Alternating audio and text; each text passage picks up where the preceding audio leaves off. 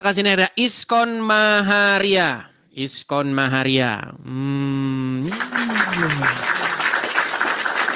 Apakah mereka berani, saudara-saudara, menghadapi saya, berdebat dengan saya? Tidak berani. Oke. Yang mereka lakukan, yang mereka upayakan adalah apa? Tangkap Edis TV.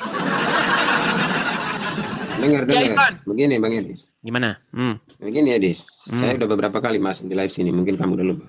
Tapi tadi yang kamu katakan bilang Muhammad bermuka masam itu juga tuduhan. Itu Anda menuduh. Ada Al-Quran di situ. Saya lagi di luar, tapi Al-Qurannya itu saya sudah tahu. Itu konteks ayatnya itu saya jelaskan dulu ya. Enggak, sebentar dulu. Kalau kita mau diskusi, kamu saja malas membuka Al-Quran, bagaimana kita bisa diskusi? Ya udah, kamu yang buka di situ ayatnya. Baik, saya bukakan ya. Memang luar biasa mereka. Aduh, ini lagi, tema ini lagi. Tapi nggak apa-apa lah. Ini kita lakukan supaya apa? Supaya umat Islam sadar bahwa nabinya adalah nabi mata duitan. Sadar apa? Kamu itu menafsirkan sesuka hati kamu, itu yang nggak benar. Baik. Kita bukakan ya di dalam surat Abasa ayat yang pertama. Ya. Kita tunjukkan tabiat Muhammad, teman-teman. Sungguh luar biasa mereka mengatakan saya fitnah. Oke, sambil kamu cari sejelas sedikit buat yang nonton yang lagi. Oke, saya balikin kamera saya dulu ya. Aduh, memang luar biasa mereka ini. Baik. Surat Abasa. Kelihatan ya? Ini surat Abasa, betul? Oke, coba kamu yang baca. Nanti kalau saya yang baca jadi saya lagi yang ngerti Al-Quran. Coba baca. Bang Tokan. Sabar. Saya masih live ini. Saya mau ke tempat yang ada lampu dulu. Sabar. Oke. Oke. Nah, coba kamu baca ini.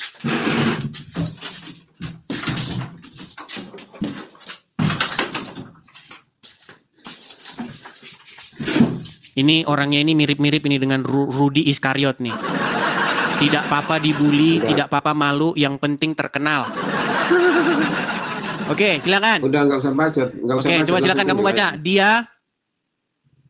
Dia Muhammad bermuka masam dan berpaling. Oke, kita baca dulu tafsirnya. Terlihat perubahan dan rona masam Rasulullah SAW.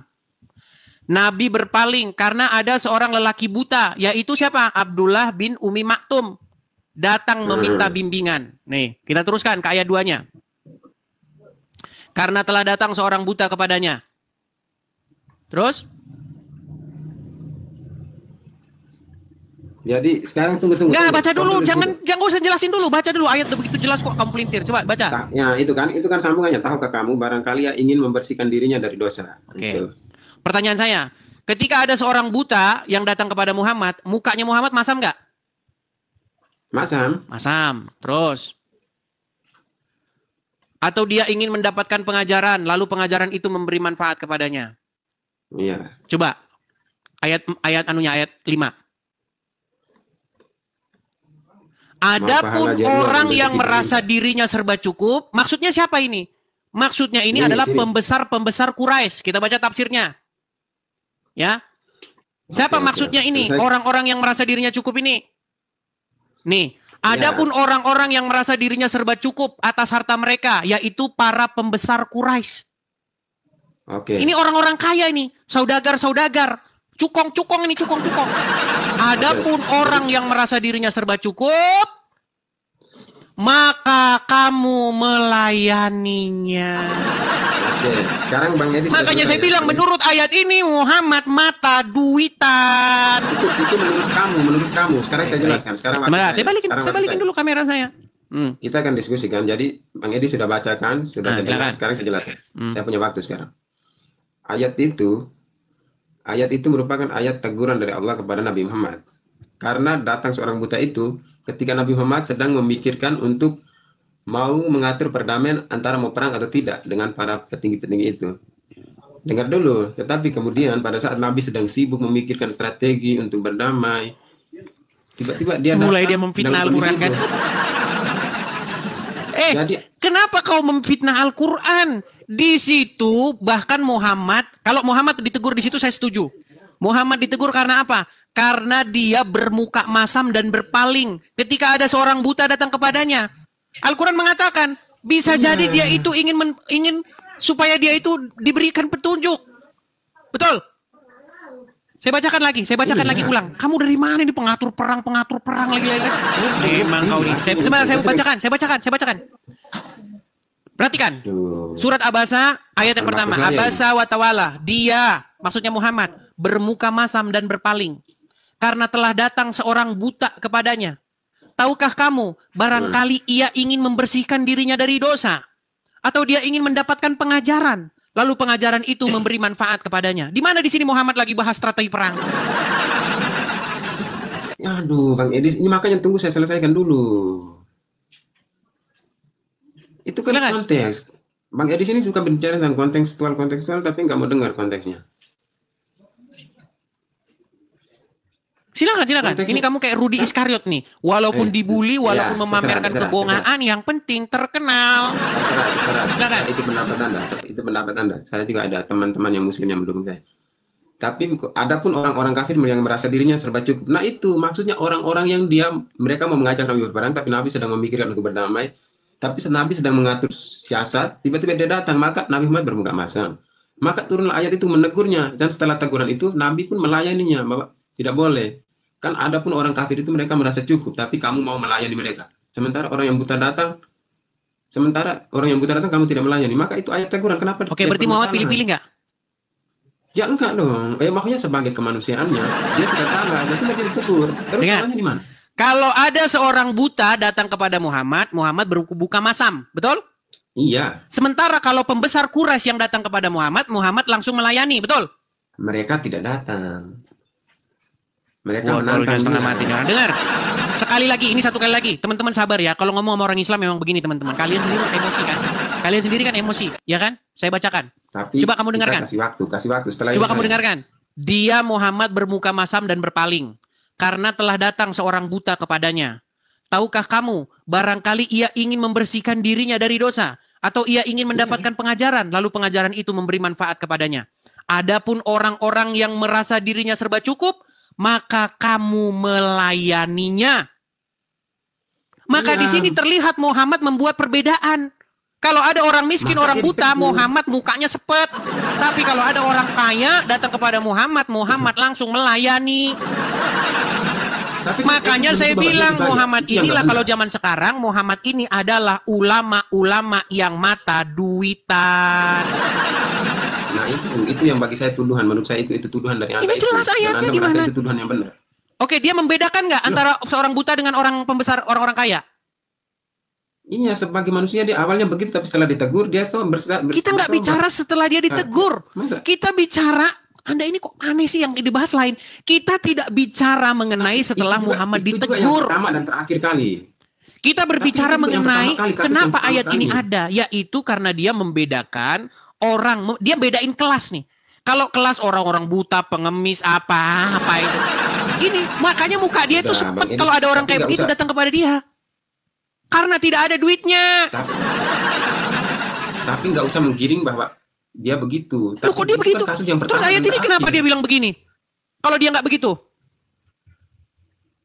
Tapi sebelum-sebelumnya kan dia nggak kayak gitu. Bang di sini seolah-olah sebelum-sebelumnya Nabi Muhammad tetap memperlakukan orang. Kalau sebelum-sebelumnya dia tidak seperti itu, lantas kenapa ada ayat ini, Peyang?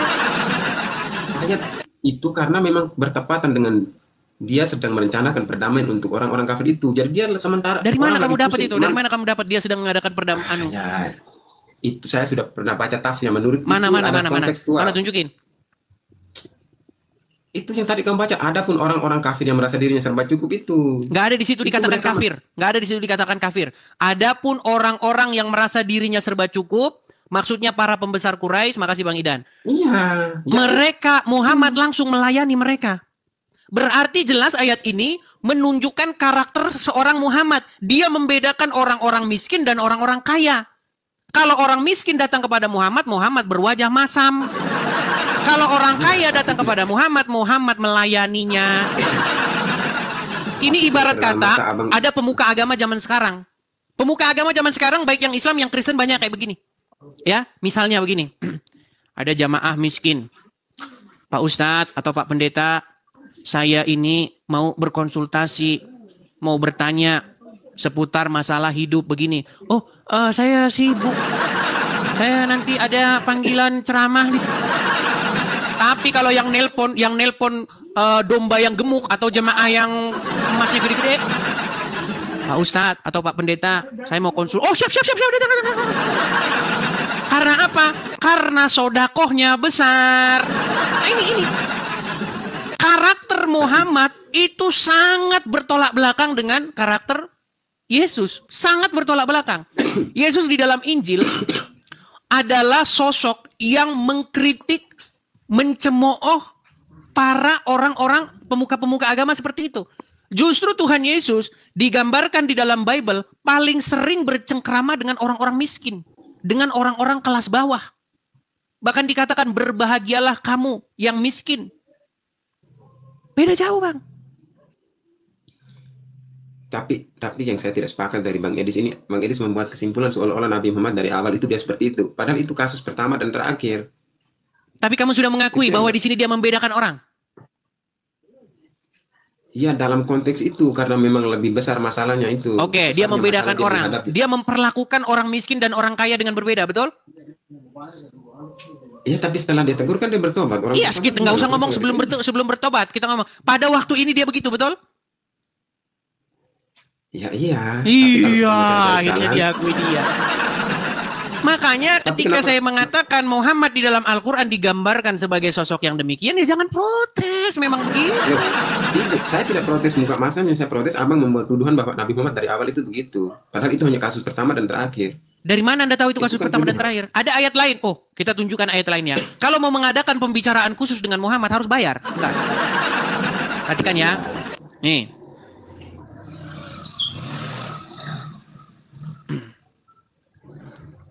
Kita akan tunjukkan ayat di dalam Al-Quran. Kalau orang mau ngomong sama Muhammad, bayar dulu coy. Surat Al-Mujadalah ayat yang ketiga. Mereka tidak tahu Muhammad seorang yang kalau dikit-dikit duit. Kamu tidak tahu. Ya. Baik, saya akan balikkan dulu kamera saya. Tidak tahu dia Muhammad yang seorang dikit-dikit duit. Perhatikan. Itu menurut Anda. Itu menurut saya, ini menurut Quran gimana? Surat Al-Mujadalah ayat 13. Nanti kamu cek dulu, jangan-jangan ini Quran editan saya. Coba kita baca. Apabila kamu takut akan menjadi miskin karena kamu memberikan sodakoh sebelum mengadakan pembicaraan dengan Rasul, apakah kamu takut? Takut gak kamu miskin kalau mau mengadakan pembicaraan dengan Rasul? Itu konteksnya, Bang ini harus paham konteksnya. Konteks apa lagi sih? Lihat. Apakah kamu takut akan menjadi miskin karena kamu memberikan sodakoh sebelum mengadakan pembicaraan dengan Rasul? Itu ayat itu berbicara tentang orang-orang yang suka mau mengajukan hal-hal kepada Nabi, tapi mereka itu kayak tidak ada keikhlasan untuk bersedekah, mau membantu. Oke, jadi kalau mau ngomong, kalau mau bicara dengan Nabi wajib sodakoh nggak? Ya nggak wajib, memang di situ perintahnya wajib. Coba ya, kita buka nih. Tuhan itu sedang dalam posisi mau menyampaikan bahwa kita itu sebenarnya harus ikhlas kalau kita mau membantu bersedekah, berdakwah di jalan Nabi itu. Itu kan sindiran halus pada orang-orang yang maunya minta dibantuin doang, tapi nggak mau mengorbankan apa-apa. Kita hidup ini untuk mengorbankan pengabdian, itu tujuannya. Jadi jangan karena punya Nabi, kita andalin aja Nabi kita semuanya. Baik. Kita yang menderita penyakit, tapi mau Nabi kita yang disuntik. Itu kan kayak gitu. Ya, memang orang Islam ini memang mereka kalau jawab yang ngarang. Ngarang. Coba ya. Jadi jangan begitu. Biar kita berikan argumentasi, biar yang menonton menilai. Coba nih, kita baca ayat sebelumnya nih, biar kamu nggak ini. Nih, kita baca ayat sebelumnya ini. Surat Al-Mujadalah, ayat yang ke-12. Hai orang-orang yang beriman, apabila kamu mengadakan pembicaraan khusus dengan Rasul, hendaklah kamu mengeluarkan sodakoh. Tapi ditambahin sama pengedit Al-Quran yang ditambahin. Kepada orang miskin. Gak ada di sini kepada orang miskin, ya kepada Muhammad. Cuman, sebentar. Cuman, dengar, tenang. para penerjemah Al-Quran ini, dia itu mencium aroma, dia itu curiga, atau dia itu tahu bahwa Muhammad mata duitan. Makanya dibikin kepada orang miskin. Ini, kata dalam kurung kepada orang miskin ini nggak pernah ada. Ini adalah upaya orang-orang untuk mengaburkan makna sebenarnya. Padahal, dengar, tenang, nanti kamu bicara. Hai orang-orang beriman, apabila kamu mengadakan pembicaraan khusus dengan Rasul, hendaklah kamu mengeluarkan sodakoh sebelum pembicaraan itu. Yang demikian itu adalah lebih baik bagimu dan lebih bersih. Jika kamu tidak memperoleh, maka sesungguhnya Allah Maha Pengampun lagi Maha Penyayang. Terus, ayat 13-nya. Lihat ya. Apakah kamu takut karena kamu memberikan sodakoh sebelum mengadakan pembicaraan dengan Rasul? Maka jika kamu tiada memperbuatnya, maka Allah telah memberi taubat kepadamu dan seterusnya dan seterusnya. Ini. Jadi barang siapa yang mau ngomong, mau konsultasi kepada Nabi, wajib sodakoh. Bukan kepada orang miskin, ya kepada Muhammad di situ. Setor duit dulu. Oke, sekarang waktu saya. Kepada orang miskin. Sekarang waktu saya. Sini. Bagaimana Muhammad ngurusin orang miskin, istrinya saja banyak gimana? Sekarang waktu saya, udah Bang Edis, kita diskusi pakai aturan. Sebentar, saya tanya dulu, istrinya Muhammad banyak nggak? Aduh, Bang Edis baru tanya pertanyaan tadi. Bang Edis mau mencampur adukan semua pertanyaan, bagaimana saya mau jawab? Enggak, sebelum saya tanya dulu, Muhammad istrinya banyak nggak? 4, sudah. Sekarang. Dari mana? Tunggu, kita sebutkan kalau 4. Sebutkan kalau 4. Aisyah. Satu tadi dulu. Hafsah. Zainab. Umi Maktum. Khadijah, udah. Terus kemudian Maria Al-Qibtiyah. Belum lagi budak-budaknya. Setidak-tidaknya sejarah Islam mencatat ada 13 istri Muhammad. Pertanyaan saya, bagaimana mungkin Muhammad tenang? Bagaimana mungkin Muhammad tidak banyak keperluannya? Pasti dia perlu banyak uang karena istrinya 13. Bagaimana mungkin kamu percaya ada orang istrinya 13 tapi kebutuhannya 1 juta sebulan? Terus Salomo yang istrinya 700 itu? Jelas, dia banyak istrinya, banyak keperluannya, makanya banyak duitnya. Bagaimana mungkin dia banyak istri nggak banyak duit? Mau? Kau pikir mau perempuan?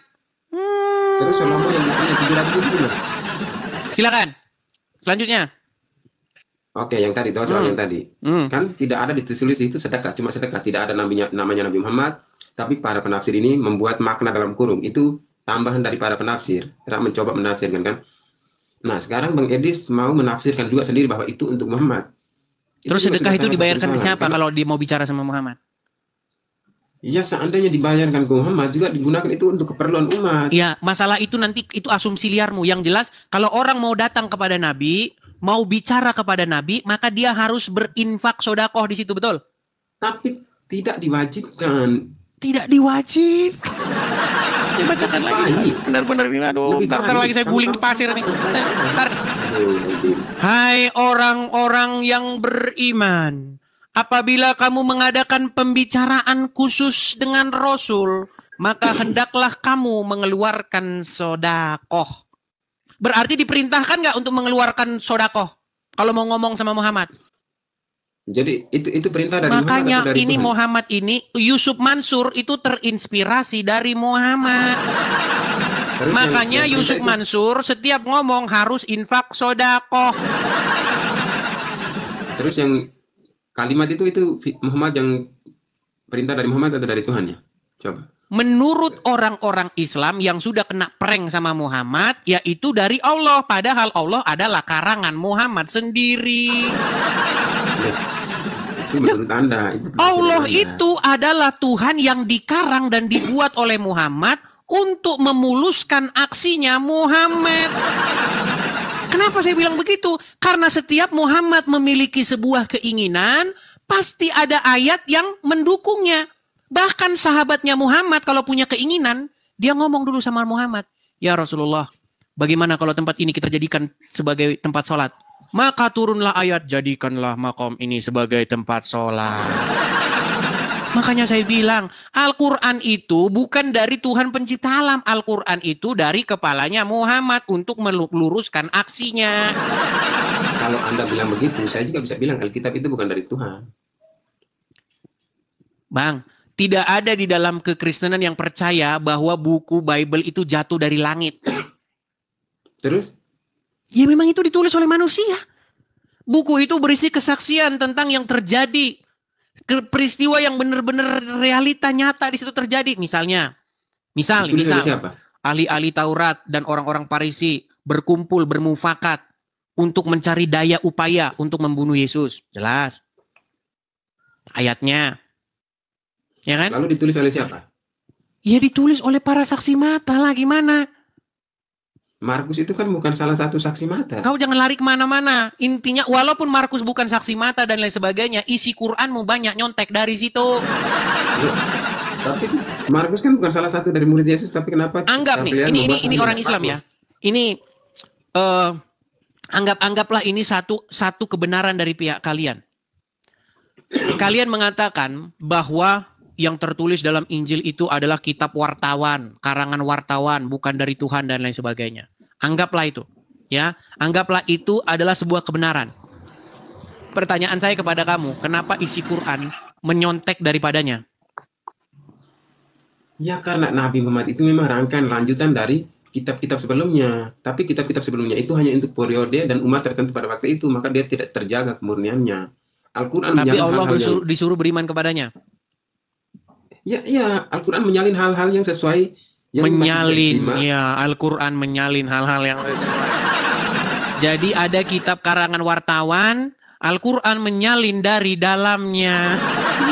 Bukan menyalin, saya salah sebut. Tunggu, saya jelaskan dulu. Tadi kamu bilang menyalin dari dalamnya. Salah sebut. Jadi di dalam Al-Quran itu ada kisah-kisah tentang kisah yang diceritakan juga pada kitab-kitab sebelumnya. Yang berarti Al-Quran mengutip dari kitab-kitab Injil yang kata kalian wartawan, buku wartawan. Ya karena memang dari satu sumber yang sama. Tadi katanya dari wartawan, sekarang dari sumber yang sama. Gimana sih?